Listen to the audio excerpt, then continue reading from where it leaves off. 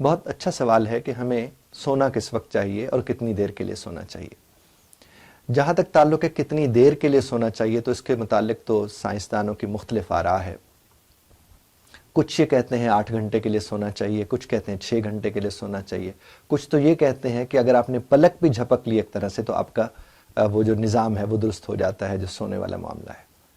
میں یہ نارملی لوگوں سے کہتا ہوں کہ سونے کا جو وقت ہے، اگر آپ کو اس کی سمجھ آ جائے کہ کس وقت سونا ہے، تو یہ جو سستی ہوتی ہے جسم میں، یہ جو ذہن کام نہیں کر رہا ہوتا، یہ جو جمائیاں اور انگڑائیاں ہوتی ہیں، یہ جو دل نہیں لگ رہا ہوتا آفیسز میں یا کام کرنے میں، سب کے مسائل کا حل مل جائے گا اگر آپ اس وقت سو جائیں جس وقت سونا چاہیے. کہنے والے کہتے ہیں کہ رات کو جب انسان سو جاتا ہے تو رب کائنات جسم کی مرمت فرماتے ہیں. اب اس میں حقیقت کتنی ہے کتنی نہیں ہے یہ خدا بہتر جانتا ہے، لیکن بات کہیں نہ کہیں دل کو جا کے لگتی ضرور ہے.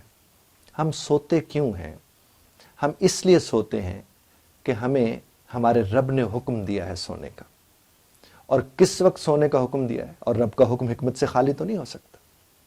پہلے پہر سونے کا. رات کے پہلے پہر میں جو سوتے ہیں ان کی زندگی میں بیماریاں کم ہوتی ہیں، ان کی زندگی میں سستی کم پائی جاتی ہے، ان کی زندگی میں انرجی کا فقدان کم پایا جاتا ہے جو رات کو یعنی پہلے پہر سوتے ہیں.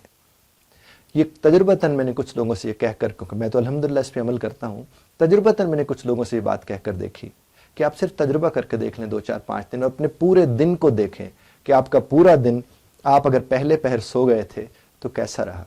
یقین مانیے تقریباً سبھی لوگوں کو یہ کہنا تھا کہ ایسے لگتا تھا جیسے یہ دن کہیں اور سے آیا ہے. اور وہ سوئے کب تھے؟ بعد از نماز عشاء کی نماز کے بعد اگر آپ سو جاتے ہیں، پھر رات کو آپ پچھلے پہر کسی بھی وقت اٹھ جاتے ہیں اور پھر اگلے دن پورا دن جاگتے رہتے ہیں اور پھر اس وقت جا کے سوتے ہیں، تھکان نہیں ہوتی. I have seen many a times کہ آپ لوگ کیا، آپ کو جب لگے نا سویرے جیسے جسم میں سے ٹوٹ رہا ہے، تھکن ہوئی ہے، اور پتہ چلے سوئے تو آپ تھے، آپ سوئے تو تھے. یہ دیکھیں سورج نکلنے سے پہلے آپ اٹھ جاتے ہیں تو تھکان نہیں ملتی، روشنی رہتی ہے زندگی میں، یہاں تک کہ سورج آپ سے روشنی لے کے نکلتا ہے. اور اگر آپ سورج کے بعد اٹھتے ہیں تو پھر سورج اپنے حصے کا کام کر چکا ہوتا ہے. صرف ایک بات ذہن میں رکھیے گا کہ سونا ہے تو پہلے پہر سونا ہے. اولیاء دیکھ لیں، انبیاء دیکھ لیں، بڑی سے بڑی نیک ہستیاں دیکھ لیں، سب کے سب پچھلے پہر اٹھ کے عبادت کیا کرتی تھی اور پہلے پہر سو جایا کرتی تھی.